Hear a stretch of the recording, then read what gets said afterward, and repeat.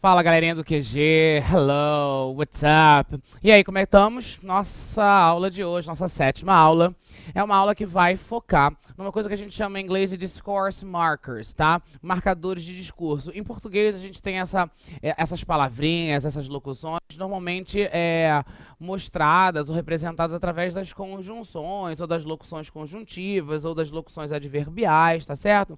São as palavrinhas que fazem o quê? Elas funcionam como uma colinha, como uma corrente, tá legal? Que liga uma série de ideias. São termos que a gente vai usar para ligar ideias. E essa ligação de ideias ela pode ser feita através de uma série de ideias transmitidas. Como assim, Daniel? Eu vou ter um texto, né? E aí eu vou ter aquele parágrafo, vou ter aquela frase, ou vou ter aquela ideia, e aí eu vou ter no próximo parágrafo, na próxima frase, ou na próxima sequência de palavras, eu vou ter algum termo, e aí esse discourse marker, que vai funcionar para estabelecer uma relação entre elas. E essa relação entre esses parágrafos, ou essas frases, né? Ou essas locuções, enfim, né, elas podem ser de diversas formas. Podem ser relações de oposição, podem ser relações de ação e consequência, pode ser uma relação de condição, uma relação de concessão. Então, ou seja, muito parecido com as conjunções que a gente tem em português, né? Aquelas conjunções que vocês veem aí, né? Coordenativas, né? Subordinativas, que causam essas ideias, né? De explicação, de exemplificação, de modo, às vezes de tempo, às vezes de explicação, tá? E por que isso é importante, especialmente em inglês? Porque os textos no Enem, é claro que a gente sempre tenta fazer uma aula que vai tentar falar com vocês sobre todos os tipos de vestibular que vocês podem enfrentar, mas a gente sabe que o Enem é enorme e todo mundo faz. Para que serve isso na nossa prova do Enem, Dani? Para o seguinte motivo, o texto vem ali e a gente tem, ó, muito maior o número de textos, né, de artigos ou de notícias de jornal ou de artigos científicos, tecnológicos. Então, o número de questões que vem a partir dessa temática, artigos, né, news reports, né, vem muito maior do que os outros tipos textuais. Então, são textos um pouco mais compridos, um texto mais elaborados. Então, eles podem apresentar muitos desses elementos, muitos desses discourse markers. E aí, o que eu fiz hoje? Eu tentei trazer para vocês alguns, tá? Mas que eu considero mais importantes, e aí a aula fica um pouquinho pragmática, esse serve para isso, esse serve para aquilo, e eu tentei dividir da seguinte forma, em ideias, tá ok? Então, ideia de conclusão, ideia de concessão, ideia de adversidade, e por aí vai, tá certo? E aí é importante saber essas palavras, e o problema dessas palavras é que elas são pouquíssimo transparentes, ou seja, elas não são nada cognatas, elas não são palavras que se assemelham ao português. Então, você pega, por exemplo, uma palavra como however, né, que é um marcador de discurso que traz a ideia de oposição, ideia de contrariedade, adversidade, ele nada se parece, por exemplo, com a palavra com a expressão no entanto, ou entretanto. Não tem nada a ver na sua escrita, não tem similaridade nenhuma. Ou seja, se eu não conhecer bem essas palavras, o meu texto vai ser prejudicado, a minha leitura vai ser prejudicada e eu vou interpretar mal o meu texto. E aí, interpretar é a base central da prova do Enem de língua estrangeira. Bacana? Então a gente vai começar aí, vamos analisar isso. Vamos lá, discourse markers, como eu falei para vocês, aí essa overall definition é uma definição geral que a gente já falou. Vou dar uma lida para vocês, mas só para a gente ver isso aí, ó.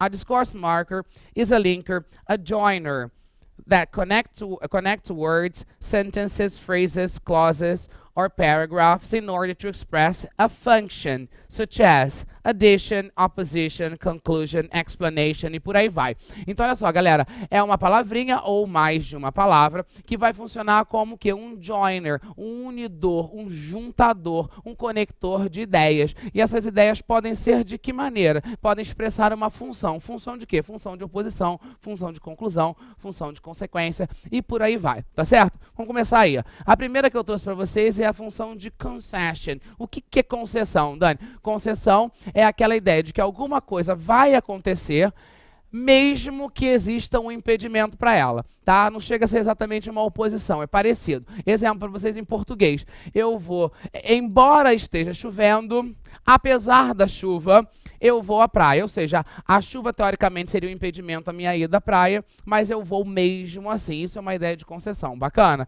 Então, o que a gente tem no inglês para isso? Aí, ó, para dar essa ideia de ir embora, né? Embora, muito embora no português, a gente tem essas palavrinhas aí, ó.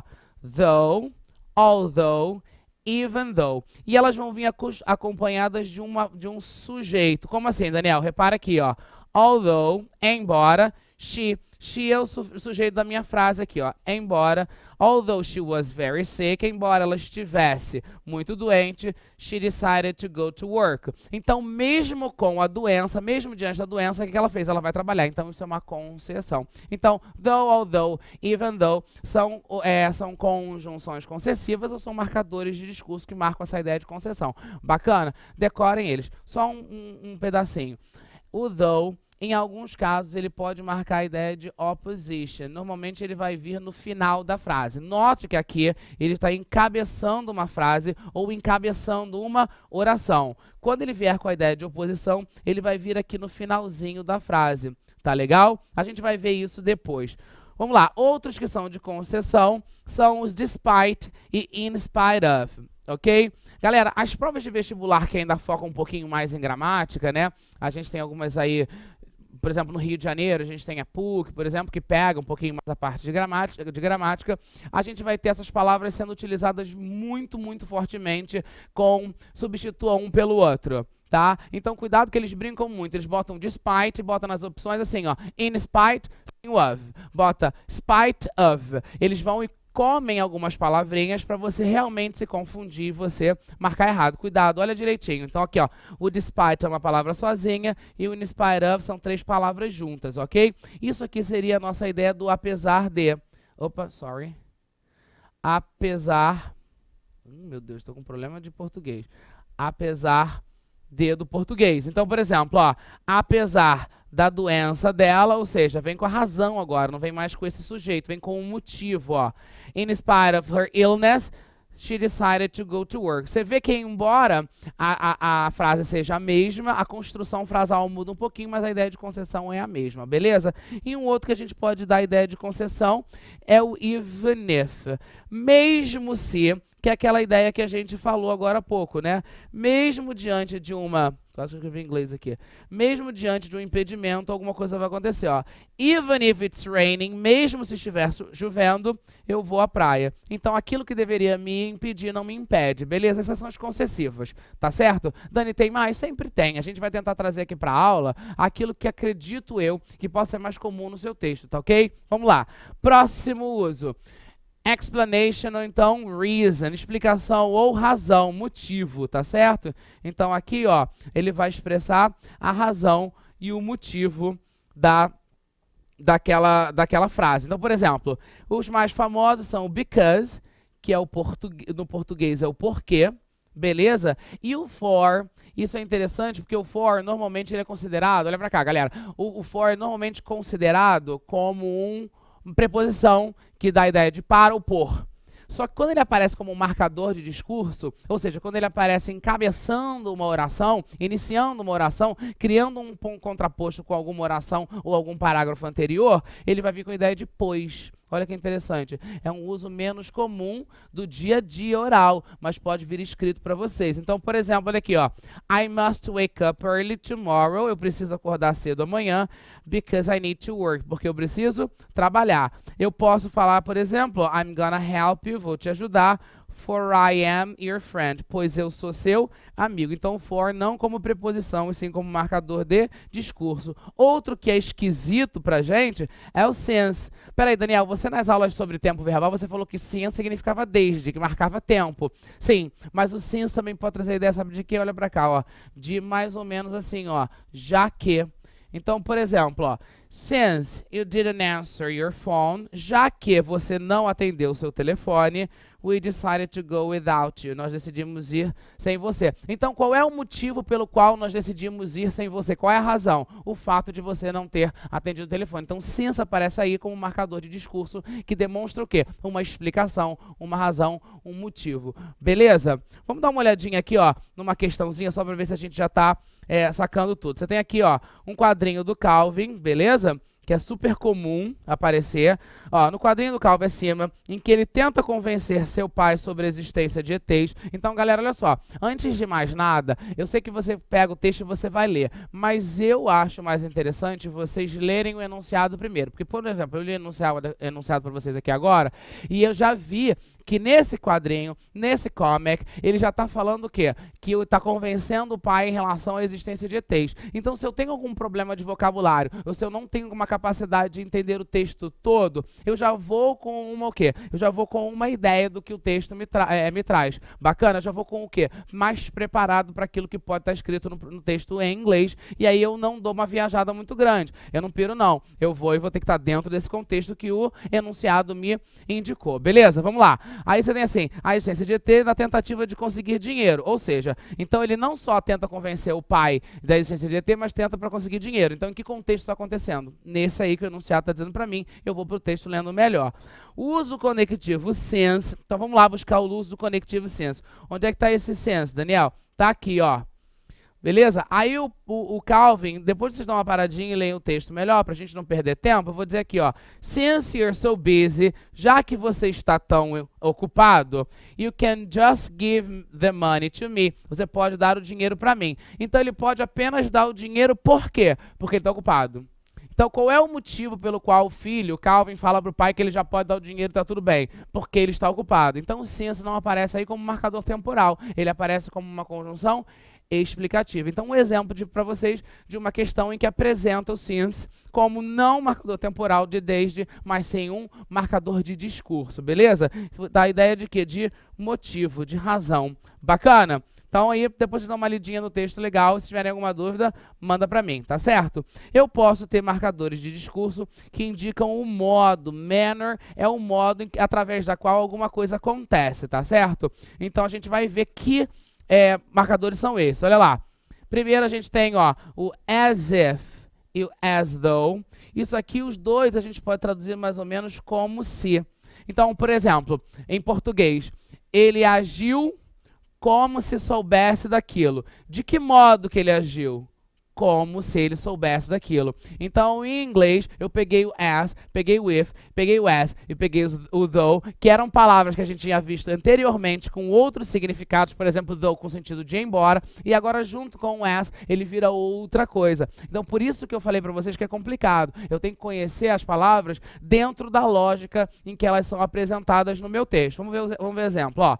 Although, embora, she was very upset, ela estivesse muito triste, chateada, melhor dizendo. She behaved, ela se comportou as if she were fine. Ela se comportou como se ela estivesse bem. Ou seja, de que maneira que ela se comportou? Como se estivesse bem, embora não estivesse. Agora, uma coisa que vocês podem estar olhando assim e falar assim, peraí, o Daniel colocou alguma coisa errada nesse slide. Como assim que ele falou para mim que o she, ele vem no passado to be she was, e aqui ela tá she were. Pelo seguinte motivo, toda vez que você tiver o if, você vai fazer o seguinte, o was tem que ser were. Então, por exemplo, pega uma música aí, por exemplo, famosinha, como é o caso da música da Beyoncé, que ela tem If I Were a Boy. Deveria ser I was, mas por causa do if, por causa dessa questão condicional, por causa da presença em si, vira If I Were. Então, não importa a pessoa, vai ser If I Were, If You Were, If She Were, If It Were, e por aí vai, tá certo? Então, não é um erro, é só uma demonstração para vocês de como aquilo pode apresentar para vocês de maneira correta, de acordo com a gramática estabelecida. Daniel, pode aparecer If I Was? Pode, se aparecer. Se for numa música, você justifica com licença poética. Se for num comiczinho, você justifica com o quê? Linguagem diária, tá certo? Que transgride a gramática normativa, mas que pode ser usada dentro da oralidade como a gente faz em português com a nossa língua, né? Eu tô aqui, né? Eu deveria ser eu estou, mas na linguagem oral isso é super aceitável, correto? A mesma coisa para inglês. Vamos seguir. Aí a gente tem aqui, ó, how. How, nosso como. Ora, como que eu faço? De que maneira que eu faço? Então aqui, ó, they had no idea, eles não tinham ideia. How, como, they could solve the problem. Eles poderiam resolver o problema. Ou seja, de que modo, né? De que modo. Ou seja, de que manner, né? Beleza, galera? E aí?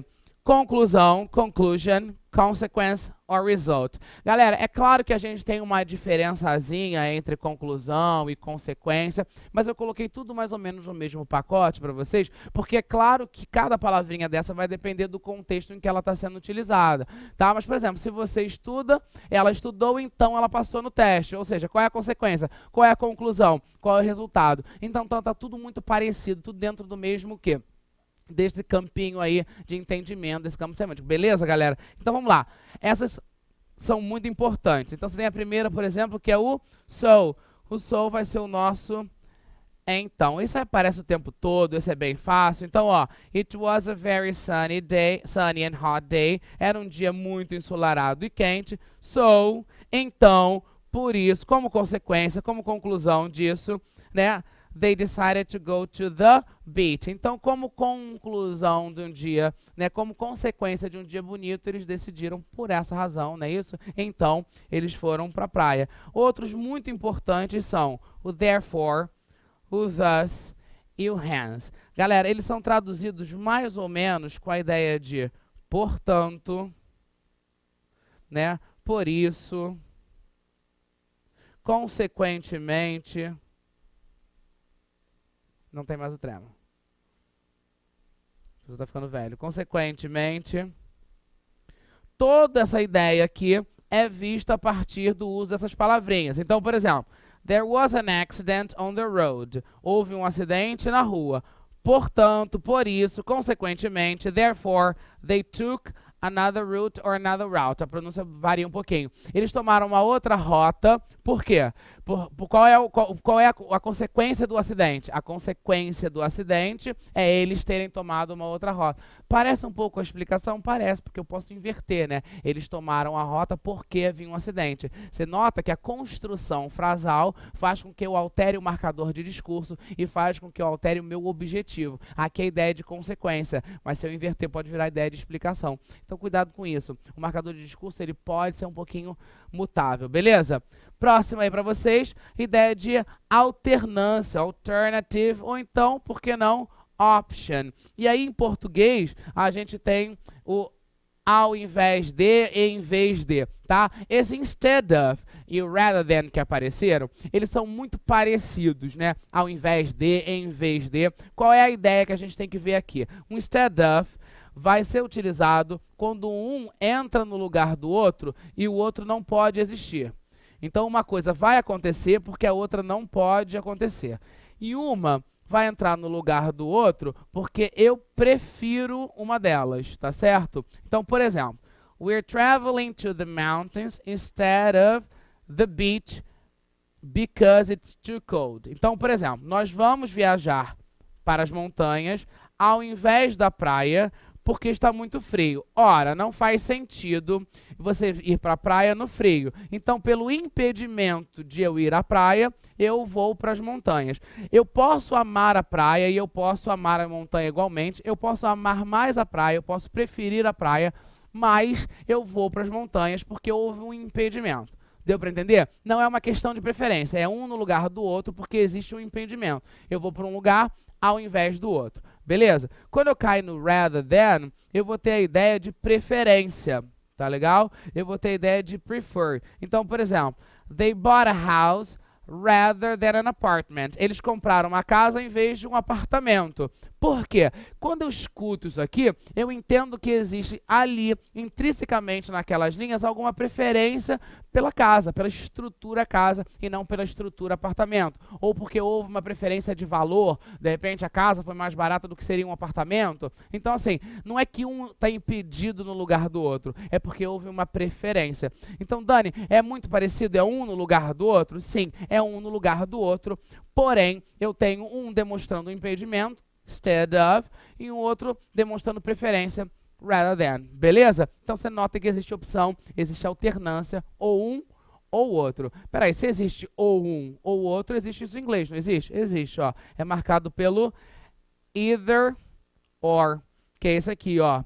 Então, ó, either you go on foot, ou você vai a pé, ou you take a bus. A gente, quando está aprendendo inglês, a gente aprende logo or, que é ou. Aí a gente tem logo a tendência de fazer or you do this, or you do that. Não é assim. Você vai dizer either you do this, or you do that. Então, either or, ou um ou outro. E aí tem um outro, que é o whether. O whether, galera, ele é traduzido para o português como se fosse o se. Só que ele não é um se, né, de condição. O se de condição, se você tiver dinheiro, você viajará. Se você trabalha muito, você vai ter sucesso. Se você pudesse, você iria. Existe nesse se do if, existe uma condição que a gente vai ver. O whether não. O whether estabelece o quê? Se sim ou não. Quer ver? Olha só. I don't know whether I buy this or not. Eu não sei se eu compro ou não. Eu não estabeleci uma condição. Diferente de eu falar assim, eu não sei se eu compro ou não, porque eu não sei se eu tenho dinheiro. Opa, esse se eu tenho dinheiro é o quê? É a condição. Esse whether, ele não é a condição. É uma coisa ou outra. Traz uma ideia de alternância, uma ideia de oposição. A gente fecha esse bloco por aqui. No nosso próximo bloco a gente vai ter outras conjunções. E no finalzinho a gente vai falar sobre ação condicional. Beleza, galera? See you. Bye, bye.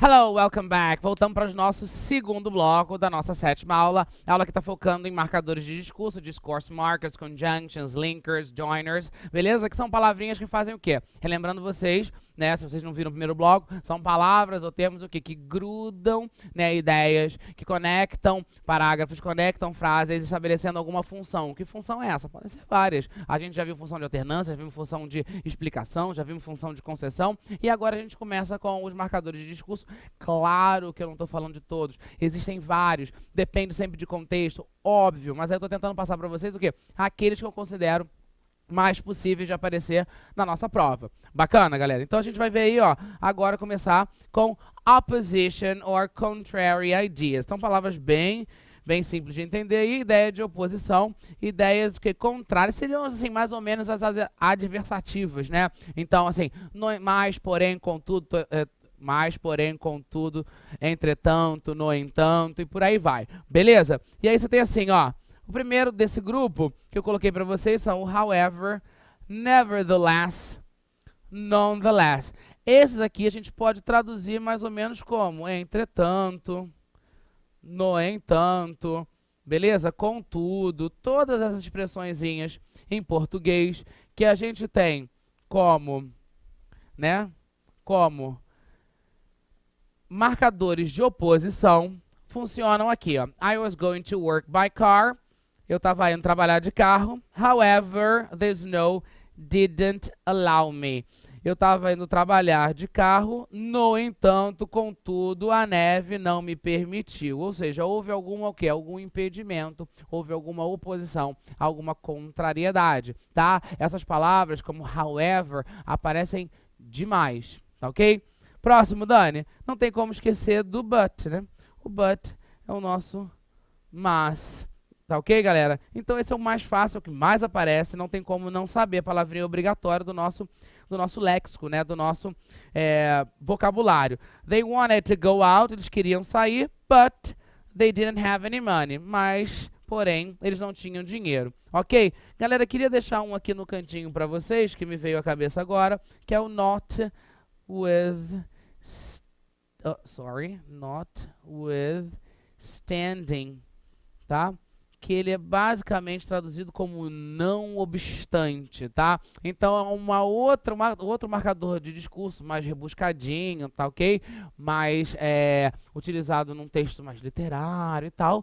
Mas vai saber se a banca decide colocar um pedaço de um texto literário para vocês ali no meio de algum outro texto e vem essa palavra notwithstanding, e aí você já sabe que, opa, pelo menos é uma palavra que marca uma ideia de oposição, né? Não obstante, não entretanto, enfim, por aí vai. Beleza? Vamos seguir. Próxima, aqueles que trazem a ideia de addition, ou seja, o texto vem muito com isso, né? Ele vem com uma série de informações, ele vem o quê? Mostrando outras coisas, adicionando ideias. Fala isso. Além disso, opa, adiciona ideia. E aí a gente começa com esses aqui, ó, o furthermore e o moreover, tá? Eles vêm com essa mesma ideia de além disso, mais além, adicionando uma ideia. Traduzir essas palavras é um pouquinho complicado, tá? Mas vamos lá, ó. Além disso, barará, moreover, they also decided to improve the facilities of the company for better assist the customers. Então, além disso, ou seja, teoricamente é alguma coisa antes, tá? Então, eles também decidiram melhorar as instalações. Cuidado que facilities, galera, é uma palavra falsa cognata, né? Eles não decidiram melhorar as facilidades, eles decidiram melhorar as instalações. Então, a facility é um espaço, uma instalação para alguma coisa, beleza? Of the company, da empresa, for better assist, para melhor assist não é assistir de ver, não é assistir de ver, tá? É um falso cognato, significa assistir de dar assistência, de dar ajuda, de dar apoio. The customers, os clientes, consumidores, beleza? Então vamos seguir. O próximo é bem literal, ó. In addition to it, that, this, né? In addition to this, in addition to that, ou seja, adicionando aí, em adição a isso, em adição àquilo, ou seja, você veio dando uma série de informações e você está adicionando mais. É um outro exemplo para vocês aí de marcador de adição, ó. In addition to this decision, em adição a essa decisão, they moved to another country to raise their children in a different culture. Eles, ou seja, além de alguma outra coisa que eles tenham dito anteriormente, eles se mudaram para um outro país para criar, tá? Raise, nesse caso, criar no sentido de criação de filhos, their children, os filhos deles numa diferente cultura. E além disso, a gente tem aqui o besides that, que pode ser aí, ó, além disso, tá ok? Ok, esse é o mais literalzinho deles para a gente traduzir com o sentido de além disso, tá? Então, besides that, além disso, a new product will be put on sale to enhance profit.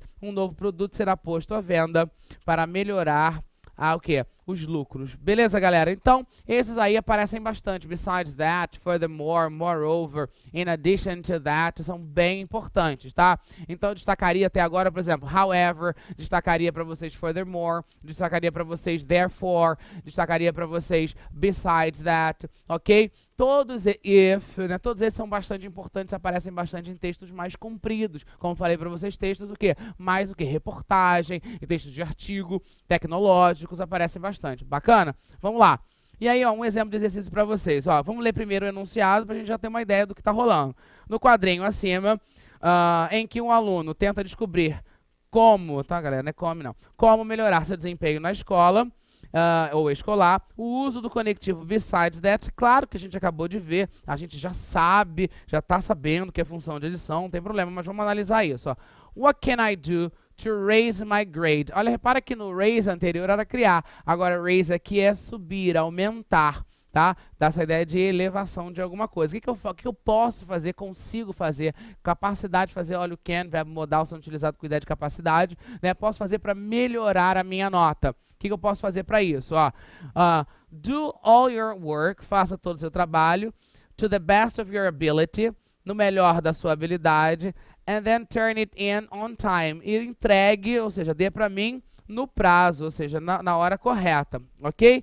Aí ele vai e diz, besides that, I mean, além disso, eu quero dizer. Ou seja, ele está dizendo que ele já sabe dessa obviedade e embora fazer, ele quer saber outras coisas que ele pode fazer, né, além disso, né, adicionando a tudo isso para melhorar a nota dele, tá certo? É claro que aí tem uma piadinha, ou seja, ele não quer fazer aquilo ali, ele quer fazer outras coisas, tá certo?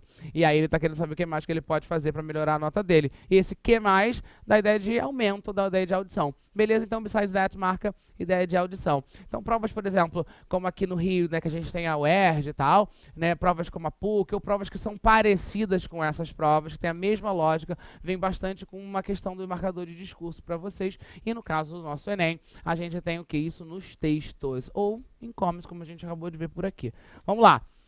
Ideia de exemplification, ou seja, exemplificação. Como assim, Daniel? Aí os mais fáceis de todos são for example, por exemplo, e for instance, que são ambos traduzidos como por exemplo. Então vem aí, ó. For example, não, ou seja, por exemplo, the results of the last research showed a big improvement. Os resultados da nossa última pesquisa demonstraram uma grande melhora, ou seja, exemplificando alguma coisa, dando ideia de exemplo. O próximo que a gente pode ter é o such as. O such as teria tradução mais ou menos como tais quais, tais como, tá? Então, many Brazilians choose to live in another country for many reasons. Muitos brasileiros escolhem viver, morar em outro país por muitas razões. Aí ele começa a enumerar, exemplificar, ó, such as better wages, a different culture and more safety. Então aí você tem aí, ó, melhores pagamentos. A palavra wage, galera, ela é parecida com a ideia de salary, mas salary é uma ideia de que vem um pagamento todo mês. É uma coisa mais pragmática. Wage é o pagamento por alguma coisa ordenado, não é isso? É o cachê, dependendo da situação, de algum pagamento de algum serviço que você faça, que pode não necessariamente ser regularzinho como um salary. Então, wage é uma palavra mais ampla, né? O salary é um tipo de wage em inglês, beleza? E aí você vem diferentes culturas ou mais segurança. Então, isso marcado aí como os exemplos pela expressão such as, ok? A gente tem aí, ó, uns marcadores de discurso que estabelecem o quê? Comparação. Como assim, Dani? Olha, o primeiro deles que a gente pode usar é o like e o as. Galera, embora o like não seja exatamente, né, um comparativo, enfim, esse é meio discutível, tá? O like ele aparece toda hora em vários textos, principalmente da oralidade, como comparação. I am like my father. I am like my brother. Eu sou como meu pai, eu sou como meu irmão. Opa, se eu sou como eles, eu sou parecido. E aí é importante a gente perceber isso, porque o like, que normalmente aparece a beça pra gente quando a gente está aprendendo inglês, quando a gente está fazendo cursinho de inglês, como verbo gostar, aparece aqui pra gente como uma forma de comparativo. Dani, eu posso ter o like também como encabeçador de exemplo? Posso. Eu poderia ter voltado naquele texto, vamos lá no anterior, ó. Eu poderia ter assim, ó. Many Brazilians choose to live in another country for many reasons, like, poderia colocar aqui, ó. Like, better wages, a different culture, and more safety. Dani, onde eu vejo mais esse like sendo utilizado dessa forma? Na oralidade, tá certo? Mas, como eu posso ter um texto de uma charge, eu posso ter um texto que é um comic strip, né, um quadrinho, eu posso ter um cartão, né? Eu posso ter isso representado pela oralidade através disso aí. Então, eu tenho que ter o conhecimento dessa forma, tá? Então, aí eu já mostrei pra vocês que o like e o as, né, como, ó, he behaved exactly like his father. Ele se comportou exatamente como seu pai, ou seja, comparativo. Dani, parece modo? Também. Pode ser modo? Pode. De que modo ele se comportou? Como seu pai. Mas é um modo e, ao mesmo tempo, é uma comparação. Você vê como é que é meio fluido. Você vê como é que essa coisa do marcador de discurso, ela pode depender um pouquinho do contexto, da intenção que você quer transmitir. Beleza? E o outro, ó, aí eu botei um advérbiozinho para vocês, que é o similarly, que aí é uma palavra transparente, fácil pra caramba da gente perceber, ó. Similarly, similarmente, ou seja, comparando. They offered help this time. Eles ofereceram ajuda dessa vez. They did it in the past. Eles fizeram isso no passado, ou seja, eles fizeram como? Como no passado, ou seja, de maneira similar. Eu estou estabelecendo uma comparação. Bacana? Vamos seguir. Ideia de tempo, Dani. Pode ser marcado pelo while. E aí o while seria o nosso enquanto. Galera, deixa eu mostrar uma coisa para vocês. No inglês britânico existem umas palavrinhas que são de raiz mais antiga e elas vão evoluindo, tá? While é uma palavra que tem uma outra que é igual a ela, mas que é um pouco mais antiga, mas é utilizada, tá ok?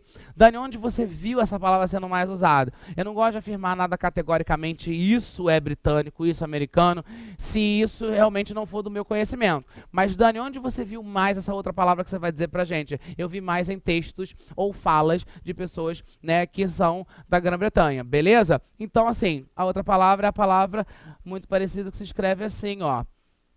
Whilst, tá? Que tem a mesma função do while, só que é uma palavra mais antiga, ela nasceu antes. A gente viu quando a gente falou de preposições, por exemplo, a palavra among, que tinha como a forma antiga, ó, amongst. As duas são usadas? São. Vou só apagar, galera, porque não tem a ver com preposição na nossa aula de hoje, mas só para mostrar para vocês, tá ok? Ó, she was talking on the phone, ela estava falando no telefone, while her daughter was studying in the living room, enquanto a filha dela estava estudando na sala de estar. Então, uma coisa acontecendo no mesmo tempo que a outra. Bacana? Que outro que marca tempo aí, Dani, você botou pra gente? E aí, esses aqui, ó, em relação a tempo, esses são muito importantes, tá ok? Podem aparecer bastante nos nossos textos. In the meantime, or meanwhile, significa nesse meio tempo, dentro desse período. Então, por exemplo, eu posso estar fazendo faculdade enquanto, ou nesse meio tempo, meu pai está trabalhando para alguma coisa. Então, quando as coisas acontecem de maneira simultânea, as coisas acontecem dentro do mesmo meio tempo. In the meantime, ou então meanwhile. Então, vamos lá, ó. In the meantime, I went shopping for Christmas gifts. Então, por exemplo, my mother was cooking In the meantime, I went shopping. Minha mãe estava cozinhando. Dentro desse meio tempo, dentro desse intervalo de tempo, eu fui às compras. Beleza, galera? Então, essa aí. O while é bem simples, aparece o tempo todo, mas in the meantime, meanwhile, são palavras um pouquinho, principalmente meanwhile, é uma palavra um pouquinho mais rebuscada, pode aparecer no texto de vocês, ok? E aí, ideia de condição. E aí é bacana, galera, porque essa parte aqui vai levar a gente para nosso terceiro bloco, que vai ser sobre orações condicionais, tá? O que são orações condicionais, Dani? São orações que estabelecem uma condição. Só que tem alguns tipos de orações condicionais e elas têm funções, tá? Além da estrutura, elas têm funções, né, de produzir algum tipo de ideia nesse meu discurso e isso pode influenciar a minha interpretação textual. Condições aí, não tem como a gente fugir do principal delas, que é o if, que é o se. Aqui eu só botei o only if para a gente escalonar, né? Somente se. E essas duas expressõezinhas que são menos comuns, que é o provided that e o providing. Todos eles estabelecem a ideia de se alguma coisa vier a acontecer, isso. Ou seja, estabelecem condição. Vamos olhar isso aqui, ó. I will buy a new house only if I get the promotion at work. Eu comprarei a casa somente se eu ganhar a promoção no trabalho. Dani, poderia colocar aqui provided or providing? Poderia. Então, I will buy a new house providing I get the promotion at work. Então, galera, por que eu gosto de mostrar isso para vocês? Porque a gente está muito focado, muito viciado no if. E aí aparece uma palavra como essa, providing, aí você pergunta o que é isso, tá? Claro que essas palavras vêm de verbo, são palavras, vêm do verbo to provide, tá? Mas elas aparecem aqui como um marcador de discurso que estabelece uma condição. Uma coisa só vai acontecer, ou só aconteceria, ou só viria a acontecer diante de uma outra. Bacana? Além desse, Dani, o que você traz pra gente? Eu trago o unless. O unless, ele traz a mesma ideia de condição, mas às avessas. Ele traz a ideia de a não ser que. Então, por exemplo, ó, no exemplo vocês vão entender. I plan on going out tonight. Eu planejo sair hoje à noite. Unless it begins to rain. A não ser que comece a chover. Então, qual é a condição da minha saída hoje à noite? Que não chova. Só que você percebe que é o contrário, né? Você tem, no if você tem positivo, negativo, negativo, positivo, né? Ideias meio que contrárias, uma dependendo da outra. E aqui, no caso, eu tenho duas ideias positivas e o meu negativo é o unless, né? A não ser que... vamos lá. Eu vou passar no Enem, né? Vou passar para a faculdade que eu quero, a não ser que eu não estuda. Que eu não venha estudar. Beleza, o português não é meu forte. Então, olha só. Eu só vou passar se eu estudar. Mas eu usei um outro marcador de discurso que é o unless. Dá no mesmo. A não ser que... Beleza, galera? Bota na cabecinha de vocês que o unless é o a não ser que, e aí vocês conseguem entender toda vez que ele aparecer na frase de vocês. Bacana? Tem algum outro? Tem. Esse aqui, o as long as, ele, claro que ele pode ser usado como comparativo de tempo, mas ele traz a ideia de contanto que. Ou seja, será que se eu usar uma outra cor fica melhor para vocês entenderem? Ou então bota aqui, ó, bota aqui no branquinho. Tanto que. Então, as long as, ele vai estabelecer uma ideia de condição também. Ó. Por exemplo, Mom will buy me a gift. Minha mãe comprará um presente para mim, contanto que, as long as I get good grades. Contanto que eu tire boas notas. Né? Nossa mãe faz isso com a gente, né? Ela estabelece essas coisas aí. Beleza, vamos analisar um exercício aqui antes de a gente fechar esse nosso bloco. Você tem aqui, primeira coisa, vamos dar uma lidinha no enunciado. No quadrinho em cima, em que Baldo conta pro seu pai alguma besteira, alguma coisa errada que ele cometeu, ou seja, já sei que ele fez alguma coisa errada. O uso do conectivo as long as, é claro que a gente já viu agora, no slide anterior, há 2 minutinhos atrás, que o as long as estabelece ideia de contanto, estabelece ideia de condição. Mas imagine você não soubesse disso, você não conseguiria responder isso aqui. Mas vamos analisar onde é que está isso. Você tem assim, ó, vamos analisar tudo. So, então... Aí o marcador de discurso, ó, então, what was your mistake? Qual que foi o seu erro? Well, I left-clicked my cursor on Wikipedia, Ctrl-C'd it, flipped to my English paper and Ctrl-V'd it. Ou seja, ele falou que ele apertou Ctrl-C e Ctrl-V no Wikipedia, né? E aí copiou aquilo e fez o trabalho dele baseado em alguma coisa que estava no Wikipedia, beleza? Aí o pai fala, I see... As long as you didn't control F it. Aí o que ele quer dizer com isso? Contanto que você não tenha, o pai não entendeu que o filho copiou e ele quer dizer que o filho não tem o quê? SF, aqui representa uma palavra de calão, uma palavra feia, né? E representa que ele tenha feito alguma coisa errada, tá certo? E aí ele vai, na verdade, o quê? Ter o quê? Ferrado, vamos colocar assim. O pai espera que, contanto que ele não tenha ferrado, o pai não entendeu que ele não o quê? Que ele não copiou. Ele não entendeu isso, beleza? Que o filho copiou. E aí ele fala, you don't know what I did, do you? Então o filho fez alguma besteira, o pai não entendeu, e aí fingiu que entendeu e falou assim, contanto que você não tenha Ctrl, né? O botão Ctrl F no sentido ferrado, que ele não sabe o que é o Ctrl C, o Ctrl V, né? No caso da gente aqui do português, né? Copiar e colar, né? E aí ele não sabe que o filho fez besteira, né? Mandou um trabalho que não foi ele que criou. E aí ele fala isso. Então, o pai criou o quê? Estabeleceu uma condição. Vai ficar tudo bem, contanto que você não tenha feito alguma coisa errada. Só que o pai não entendeu que ele fez uma coisa errada. E aí a gente tem essa ideia de condição. Então, galera, a gente tem muito mais, Dani, marcador de discurso? Até tem. Mas esse que eu apresentei para vocês nesses 2 primeiros blocos são marcadores de discurso mais comuns, mais corriqueiros, aparecem bastante e vale a pena vocês decorarem todos eles, para vocês estarem prontos para uma leitura mais firme, mais correta dos textos que podem vir para vocês, beleza? No segundo bloco, no terceiro bloco, a gente vai ver o que? As orações condicionais. Alright, guys? Bye bye.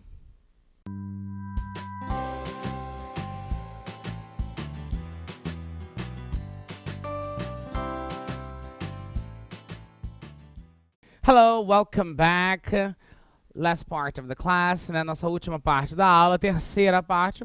Então, estamos vendo os marcadores de discurso, as conjunções, e a gente parou nos condicionais, certo? Eu falei para vocês que esse seria importante, né, por causa do if, que dali eu partiria para uma coisa que a gente chama de orações condicionais, ou como a gente costuma chamar em inglês, if clauses, tá? E essas orações condicionais, elas são muito comuns nos textos, porque elas estabelecem o quê? Condições. E ao estabelecer condições, você estabelece condições hipotéticas, imaginárias, possíveis, impossíveis, e isso pode refletir diretamente no nosso texto, diretamente na nossa leitura, tá certo? E eu vou apresentar para vocês os 4 tipos de orações condicionais possíveis que podem aparecer para vocês, ok? Vamos lá.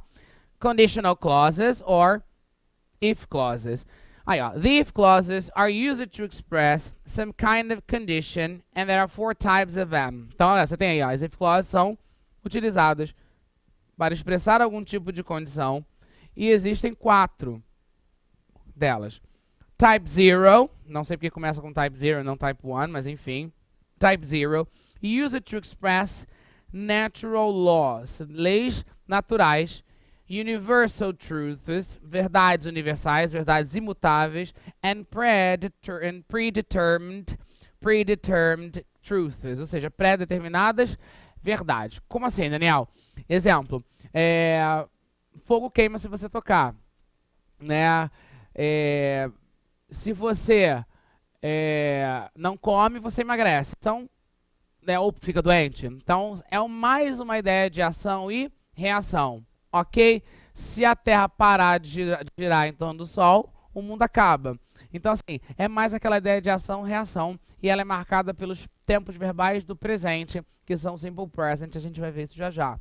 Type 1, sorry. Use it to express situations or actions which are possible to happen in the future. Como falei para vocês, se estabelecem condições, podem ser condições de ação e reação, que é tipo 0, de futuros possíveis, que é tipo 1, e a tipo 2, ó, type 2, use it to express situations or actions which are unlikely to happen, ou seja, improváveis de acontecer, hypothetical, hipotéticas, or imaginary, ou imaginárias, ou seja, coisas que talvez aconteçam ou não, mas que existe pouca possibilidade de acontecer, ou que são hipotéticas, dentro de uma ideia de hipótese, né? Por exemplo, se eu tivesse asas, né, eu não andaria mais, voaria o dia inteiro. Então são ideias o quê? Hipotéticas ou imaginárias, ok? Ou se eu tivesse muito dinheiro, eu viajaria pelo mundo. Eu estou falando de uma situação hipotética,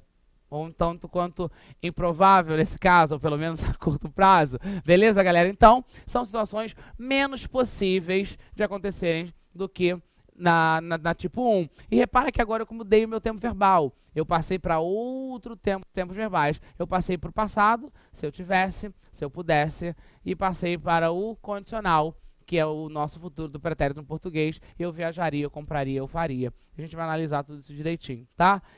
Type 3, use it to express situations or actions which are impossible to happen. Ou seja, exemplo, se eu tivesse tido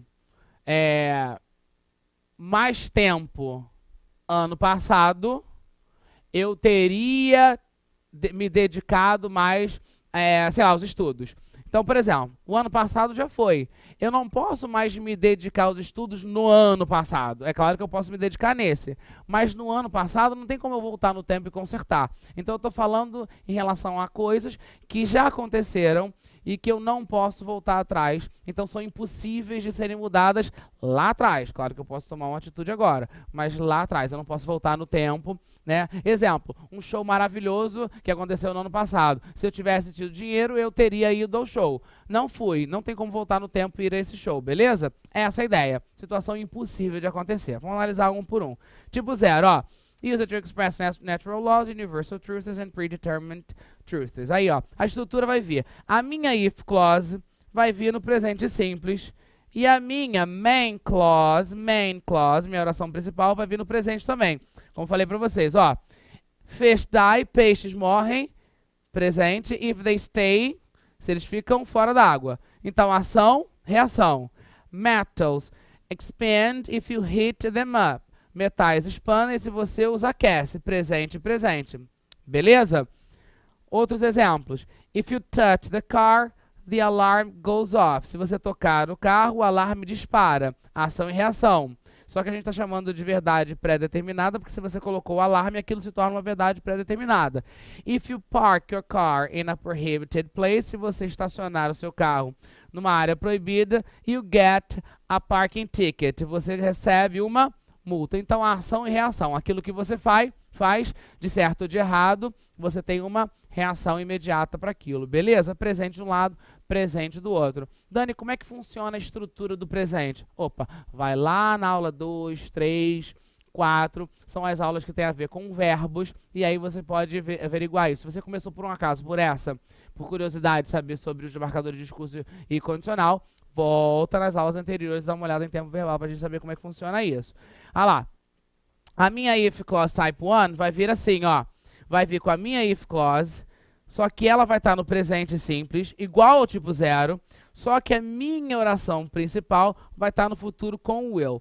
Daniel, por que o futuro com will e não o futuro com going to? Olha, claro que na oralidade eles fazem com going to também, né? Mas por que a lógica da gramática pede que você construa esse futuro com will? Ora, se eu estou falando de situações possíveis de acontecer, eu não estou falando de situações que necessariamente acontecerão.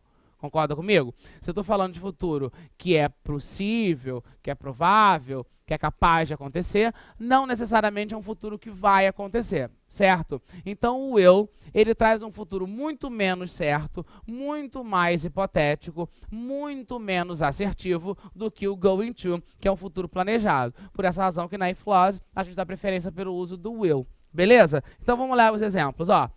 If he takes the taxi, se ele pegar o táxi, he will get there on time. Ele chegará lá a tempo. Ou seja, o cara tá atrasado, beleza? E ele tá planejando de ônibus, só que ele tá atrasado. Se ele pegar o ônibus, vai demorar. Vai ficar no ponto, o ônibus vai demorar, para pra caramba, vários pontos. Se ele pegar um táxi, se ele pegar, a estrutura desse se ele pegar, que em português a gente estabelece pelo subjuntivo, não é isso? Em inglês a gente tem o subjuntivo, mas não para esses casos, não para as if clauses. Esquece o subjuntivo aqui. Faz a conjugação de acordo com os tempos verbais que a gente viu lá nas primeiras aulas, tá ok? É o presente simples. If he takes... Como é que eu identifico isso? Olha aqui, ó. Olha o S da terceira pessoa do presente. If he takes, se ele pegar, he will get there on time. Ou seja, existe a possibilidade ainda grande dele chegar lá a tempo, porque ele tomou um transporte mais rápido. Beleza? Qual é a condição para ele chegar na hora? A condição para ele chegar na hora é que ele tome um táxi. Se ele pegar outro tipo de transporte, provavelmente não. Então, é uma situação possível, mas é uma situação ainda que depende de uma condição. Vamos ver outro exemplo aí, ó. If he has money, se ele tiver dinheiro esse ano, this year, he will buy a new car. Tá? Então, se ele tiver dinheiro este ano, ele comprará um carro novo. Opa, se eu estou falando se ele tiver e não se ele tivesse, nem se ele tivesse tido, quando tiver, eu estou estabelecendo ainda uma condição possível. Não necessariamente acontecerá. Né? Por isso que eu digo he will buy and not he's going to buy or he's gonna buy. Pode ser? Pode. Na oralidade acontece de tudo. Mas a gente está vendo que com will é muito mais essa ideia, né, de possível e não assertivo vai. Beleza? Então aí, ó, he will buy a new car. E aqui, ó, o has marcando o presente simples, não é isso? A gente aprendeu lá que o simple present or present simple é marcado aí pelo has, né, na terceira pessoa e não have. É assim que eu sei. Bacana? Vamos seguir. Tipo 2. O tipo 2 vai vir aí, ó. Lembrando de novo para vocês. Situations or actions which are unlikely, improvável, to happen, hypothetical, hipotético, or imaginary, imaginária, tá ok? Então, ó, a estrutura vai ser a seguinte, a estrutura vai estar assim, if clause, in the past simple, ou seja, a gente sai agora do presente simples e passa para o passado simples. Dani, qual a estrutura do passado simples? Passa rapidamente aqui para vocês. O passado simples, a gente divide agora os verbos em duas categorias. Verbos regulares, verbos irregulares. Verbos regulares, eu vou botar o quê? ED no verbinho. Verbos irregulares, eu tenho que fazer o quê? Eu tenho que decorar aquela lista. Aí aquela lista enorme de vários verbos regulares, eles vão ter o verbo no infinitivo ou no presente, na forma original, pura, vai ter do ladinho deles a forma do past simple, que é o passado simples do verbo. E aí vai ter o quê? Uma alteração. O verbo to buy vira bought, o verbo to think vira thought, o verbo to see vira saw, né? O verbo to make vira made. E aí eu tenho que fazer o quê? Eu tenho que decorar. Então, ó, galera, senta aí, pega a listinha, passa o olhinho. Claro que tem verbos mais comuns, aí vale uma pesquisa nas questões anteriores do Enem para ver quais verbos que podem aparecer mais, né? Alguns verbos são muito mais comuns do que outros, são verbos que a gente utiliza no nosso dia a dia, né? Ver, comprar, vender, são verbos bem comuns, por isso que eu tento colocar esses exemplos simples nos nossos exemplos aqui, para que vocês possam se familiarizar com essas palavras, tá ok? Takes, has, né? E aí, a gente vai aliar essa if clause com a nossa main clause, que se eu tenho o passado de um lado, eu vou ter o que do outro? Eu vou ter, ó, o condicional. E aí, ó, o condicional, galera, o conditional, em inglês, a gente chama ele de conditional, ele é o nosso futuro do pretérito. Tá? Para quem ainda não está lembrando o que é o futuro do pretérito é aquele em inglês falando, aquele monte de, aquela porção de ria, faria, compraria, beberia, viajaria, esse iria aí, né, verdade? Compraríamos e tal. Claro que eu estou falando aqui de uma maneira bem, né, rough, né, vamos colocar assim, bem rudimentar para vocês, mas é aquele que estabelece uma condição. Certo? Você só faria alguma coisa diante de outra. Você não faria alguma coisa porque tem algum tipo de impedimento. Então, é uma ideia condicional. Então, vem aqui, ó, past e o conditional, beleza? Vamos ver exemplos sobre isso, ó. Aí tem aqui um mapinha aqui, ó, viajar o mundo, ó. If I won the lottery, se eu ganhasse na loteria, então eu estou levantando uma hipótese. I would travel the entire world. Eu viajaria o mundo inteiro. Ou seja, existe algum impedimento? Existe o fato de eu não ter ganhado na loteria. Então, a minha viagem pelo mundo inteiro, neste momento, depende de uma vitória, né, na loteria. Beleza, galera? Então, separa aqui o won, olha pra cá. O won é um verbo irregular, que vem do verbo to win, que é o verbo vencer, que é o verbo ganhar alguma coisa. E aí, ó, como é que eu sei que é passado? Porque ele tá diferente, é um verbo irregular. E aí o would travel condicional, como a gente já viu em outra aula. Vamos ver outro exemplo, ó. O cara aqui, ó, brigando contra o tempo. E tá dizendo aqui, I would go to the gym. Eu iria à academia if I had more free time. Ou seja, se eu tivesse mais tempo livre, é uma situação o quê? Mais improvável de acontecer. Ele tem a agenda cheia, enfim, né? Ele iria para a academia, que é a desculpa que a gente costuma dar se eu tivesse mais tempo. Então, assim, agora não tenho, mas no caso, hipoteticamente, Se eu tivesse, eu iria. Então, note que aqui, ó, agora, ó, o verbo had, que também é um verbo irregular, né, que é a forma do passado de have, tá vendo? Então, tem que decorar aquela nossa listinha. E aí, galera, o tipo 3. O tipo 3 é um pouquinho mais complicado, porque ele vai depender do conhecimento de verbos verbais um pouquinho mais específicos, tá? Que, ó, é usado, ó, used to express situations or actions which are impossible to happen. Ou seja, é aquele que eu falei que não tem como você voltar no passado. Não tem como você voltar no tempo, fazer e transformar aquilo que é impossível em possível novamente. Por exemplo, né? Mas vamos analisar a estrutura. Ele agora vai vir no... Desculpa, galera, deixa eu corrigir aqui para vocês. Vai vir aqui no past. Riscar não é simple. Velho Ctrl+C, Ctrl+V. Past perfect. O past perfect, galera, é marcado pelo verbo had mais o particípio dos verbos. Como assim? A gente viu que o particípio dos verbos é aquela terceira coluninha. Lembra que eu falei agora para vocês? O particípio do verbo regular vai ser igual ao passado, vai receber ed. Então, por exemplo, o verbo travel no passado, traveled, no particípio traveled. O verbo need no passado, needed, ed, no particípio needed, beleza? Então, os regulares, eles têm tudo ed, beleza? Todos eles. E os irregulares, eles vão ter aquela terceira coluninha que vocês recebem lá no cursinho de inglês. Se vocês tacarem num site de busca, vocês vão ver isso muito claramente, tá? Vamos ver aí, por exemplo, to see, passado, só, particípio seen.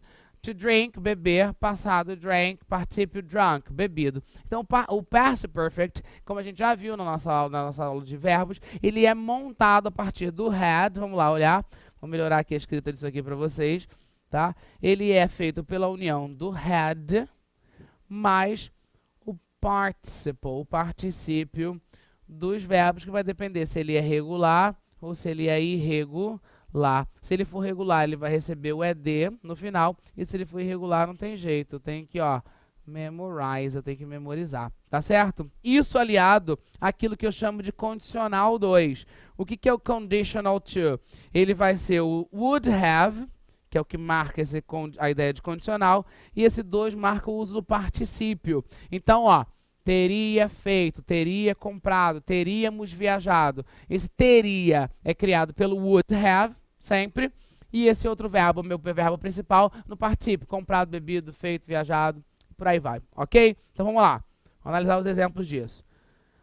O cara tá aqui destruído, cansado, vira e fala assim, ó, if I had, olha que louca essa frase.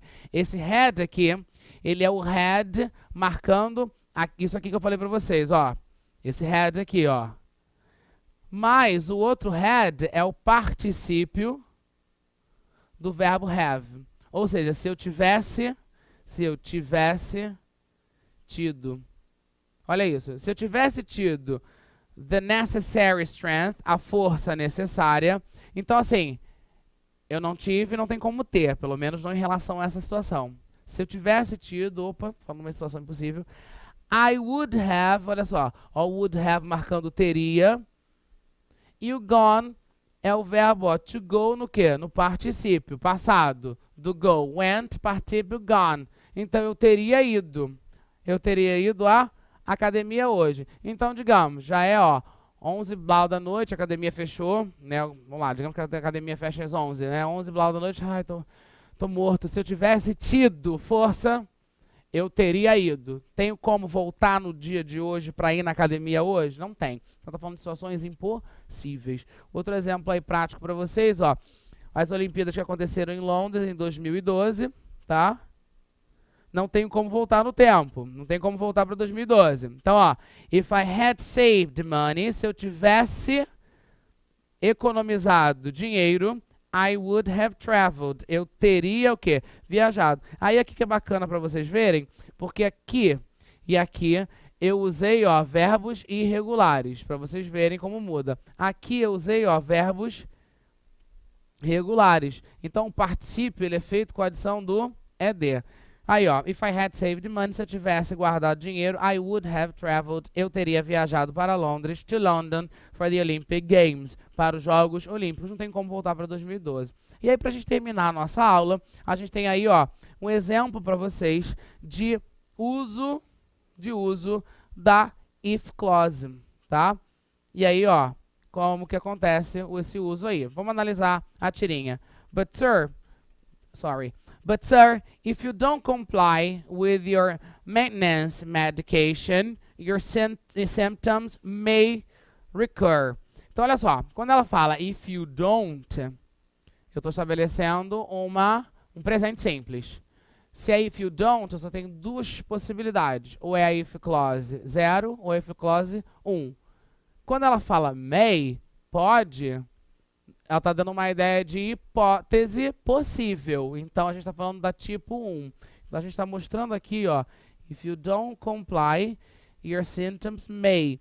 E aí ela vem aqui, ó, your illness will return. Lembra que eu falei para vocês, galera, que o will marcando aqui, ó, uma coisa possível. Ou seja, a doença do cara vai voltar se ele não tomar o quê? As medicações, o medicamento. Então, o que ele marca? Uma situação possível. Se eu pego esse texto para vocês e pergunto, a if clause utilizada no texto traz uma ideia de algo possível, impossível ou hipotético impossível. Hipotético improvável. A ideia de possível. Se o cara não fizer aquilo, como resultado disso, a doença dele retorna. Então, galera, a construção frasal da if clause pode fazer com que eu leia melhor ou não o meu texto. Tá certo? Beleza, galera? Se tiver alguma dúvida, manda pra mim. Uma aula pragmática, isso significa aquilo, mas essas palavrinhas tem que saber, gente. São palavrinhas muito importantes para nossa leitura e nossa compreensão textual, que é a base da prova de língua estrangeira e da língua inglesa do nosso Enem. Ok, galera? Alright? Hope you liked it. Bye, bye.